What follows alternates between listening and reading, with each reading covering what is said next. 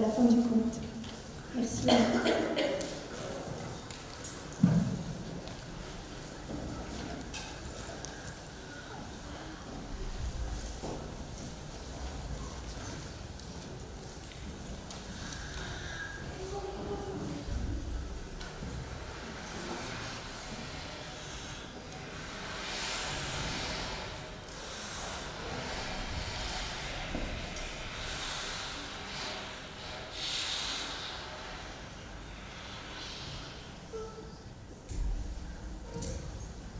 Lorsque le grand esprit décida de créer des humains, afin qu'il n'ait pas froid à la lune des saisons tristes, et pas trop chaud durant la lune des oiseaux qui volent vers le sud, il les plaça dans une caverne sous l'écorce terrestre.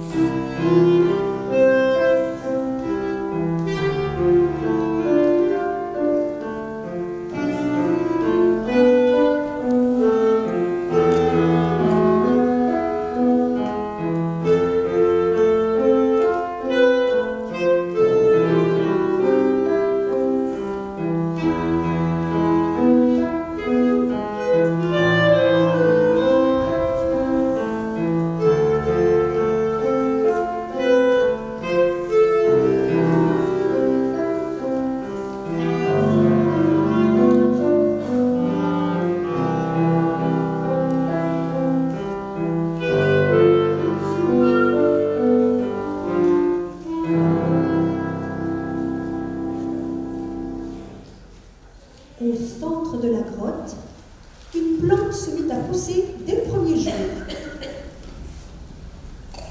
Après plusieurs saisons, elle était si haute qu'elle touchait presque le plafond de la grande voûte. Regarde la Lune était un jeune homme qui habitait cette caverne. On lui avait donné ce nom parce qu'il regardait constamment la plante pousser. Le nez en l'air, du matin au soir, il ne faisait rien d'autre. Il ne pouvait en détacher ses yeux.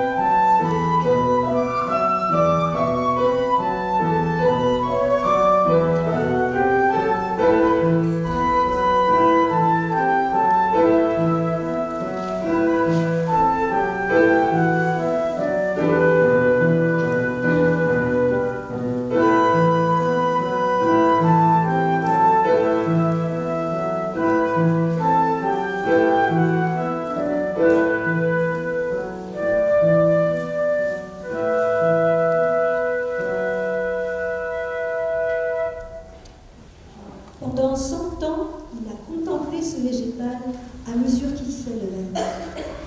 La mère du jeune homme se nommait Feuille Sèche. Elle était devenue la risée de tous.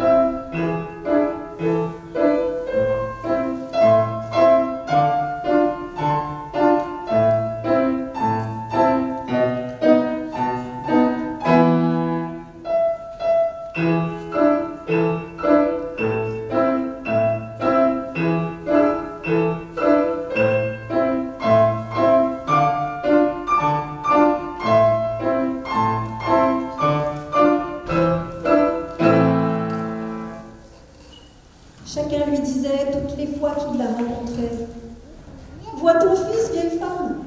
Il est juste bon à fixer la plante au cours des ans. Ne sait-il pas chasser ou jouer aux ochelins? Mais Feuille Sèche se moquait des sarcasmes. Elle savait que dans l'avenir, Regarde la lune deviendrait un grand homme.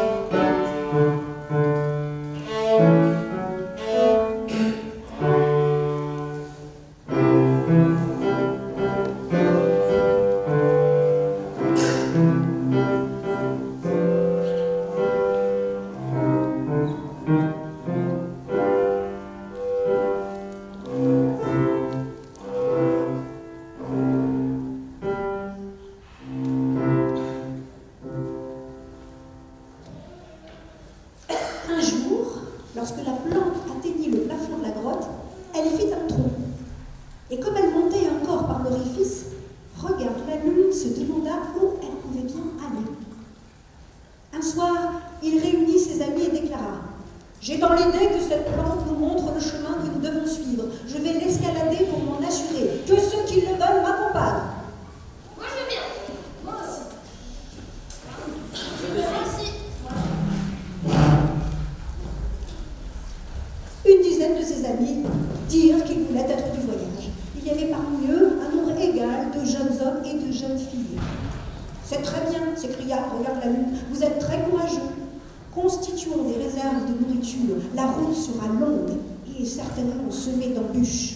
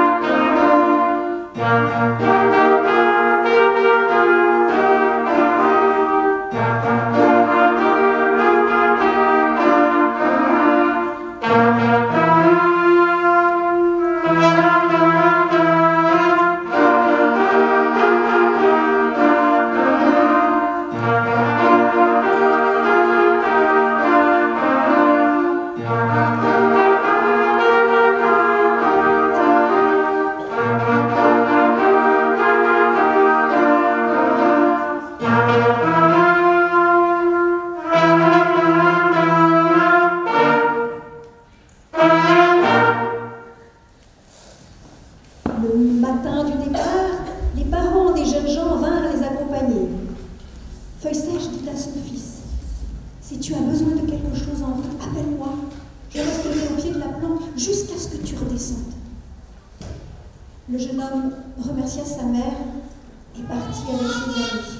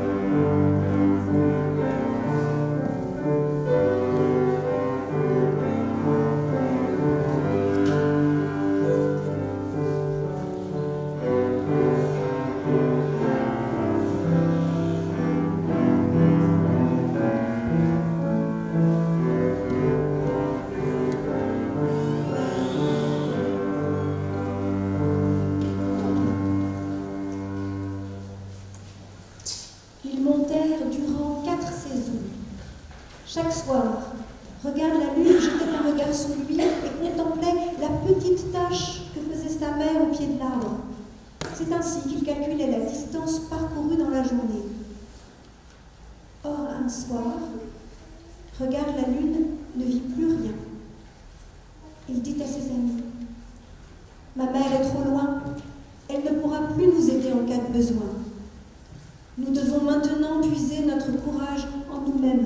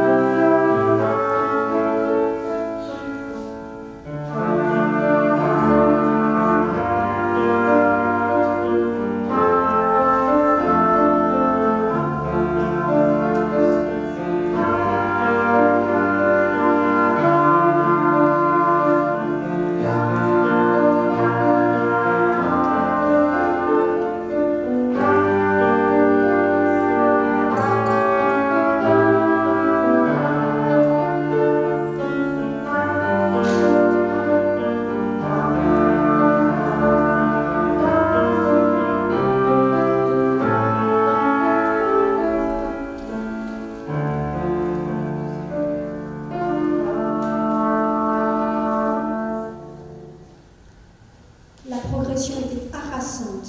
La plante était un épineux et ses barres écorchaient les mains. Plus les rames s'élevaient, plus le feuillage s'épaississait et plus la montée devenait pénible. Un matin, le tronc de la plante apparut aussi lisse que la hampe d'une lance. L'un d'eux se lamenta. Nous allons glisser sur ce bois dépourvu d'aspérité, nous ne pourrons jamais atteindre les autres branches. Regarde la lune, réfléchit, et une idée germa dans son esprit. Il prit sa hache et trancha de grosses épines qu'il fixa à ses pieds. Puis il dit à ses amis, « Montez sur mes épaules, je vais vous faire franchir le passage difficile. » Ainsi il fut fait, car regarde la lune était très robuste.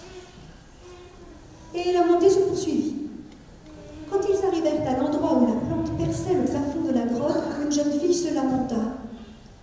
« Nous sommes au sommet de la caverne, jamais nous ne pourrons aller plus loin. » Regarde la lune, inspecta les lieux et déclara « J'aperçois un léger espace entre la roche et l'écorce de la plante. Nous allons nous y introduire et continuer notre escalade. » Ils cheminèrent encore péniblement pendant 3 lunes.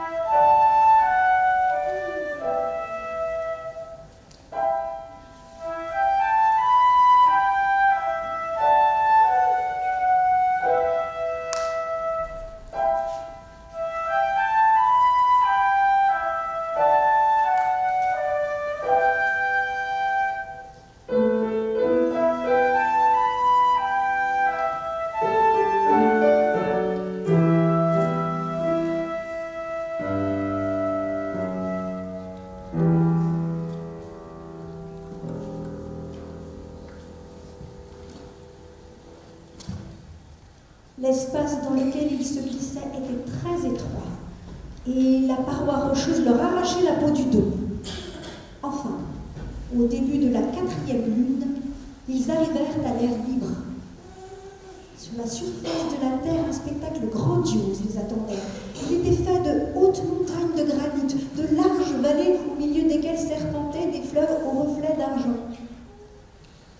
Lorsque leurs yeux extasiés se furent rassasiés du panorama, regarde la lune remarqua. C'est un très beau paysage, mais l'endroit est invivable. Nulle part il n'y a trace de végétation. Un autre d'entre eux continua à se lamenter. Nous allons mourir de faim. Comment y aurait-il des animaux pour brouter dans cette contrée, puisqu'il n'y a pas d'herbe?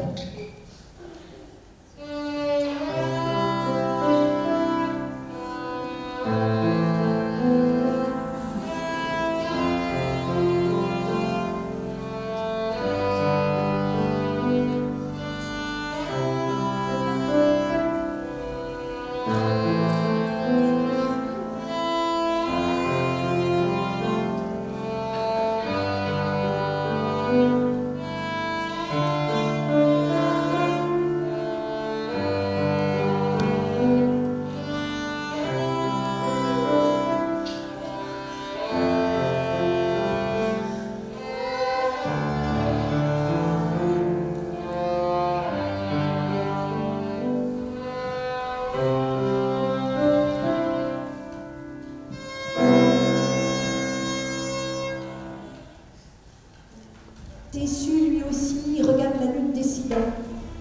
Nous allons nous reposer et nous redescendrons vers les nôtres. À ce moment précis, un énorme soupir surgit du centre de la terre, suivi d'un sinistre craquement. La plante s'était rompue brusquement en son centre.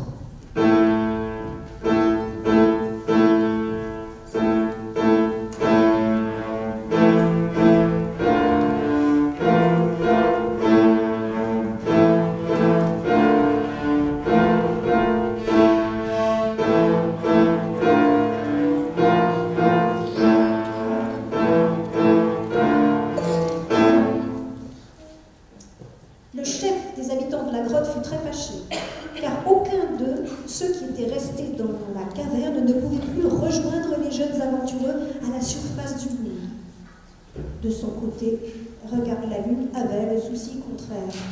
Il s'écria « Maintenant que la plante est cassée, il nous est impossible de redescendre vers nos familles. » Un autre se lamenta une nouvelle fois.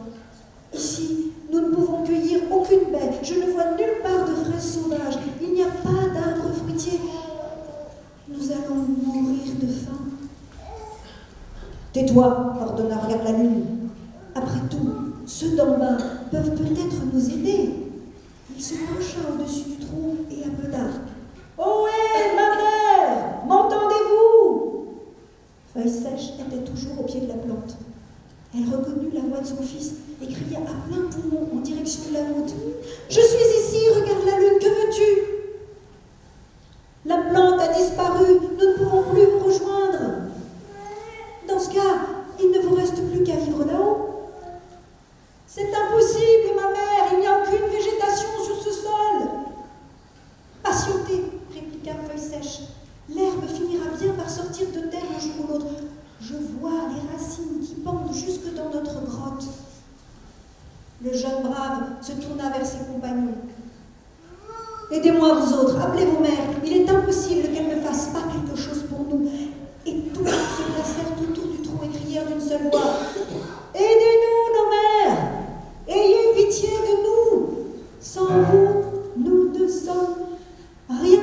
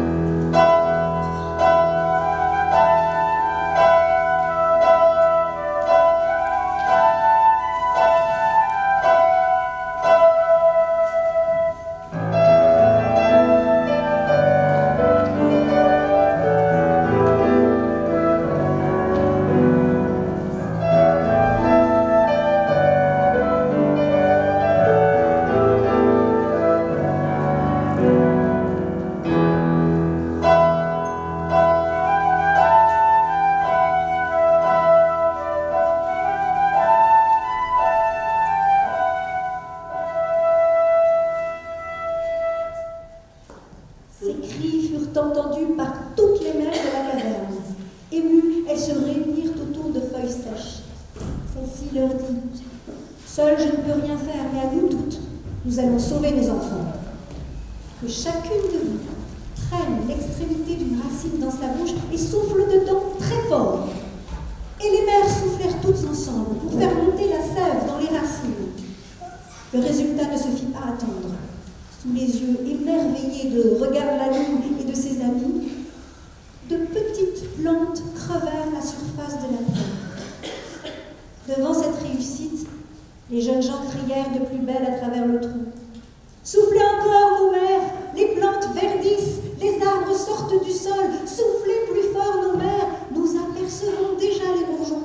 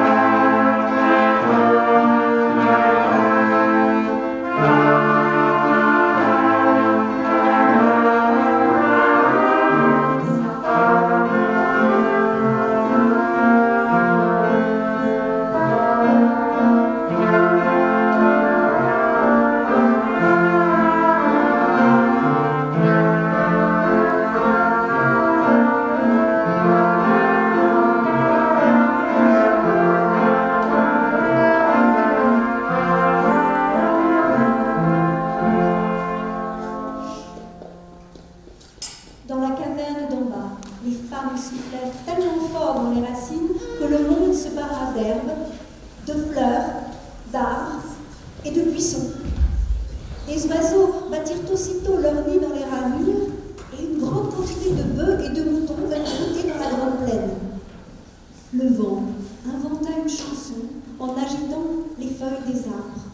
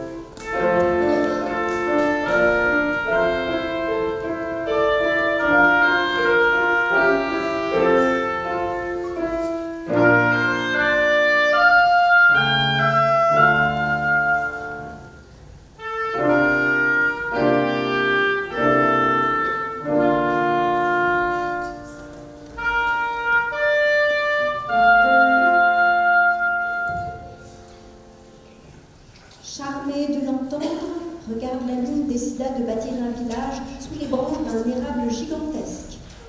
Ainsi, il devint le chef de ce nouveau peuple et fut très honoré par tous. Aujourd'hui encore, un trou s'enfonce profondément dans le sol, au centre de la grande place de ce village. Chaque année, à la fin de la lune de la saison triste, un jeune homme se penche au-dessus de la cavité et crie « Aide-moi, ma mère, communique ton souffle à la terre. » Aucune voix ne répond. Mais les jours suivants, les plantes verdissent et la nature est en fête. Voilà pourquoi de nos jours, les êtres humains disent « Notre mère » en parlant de la terre.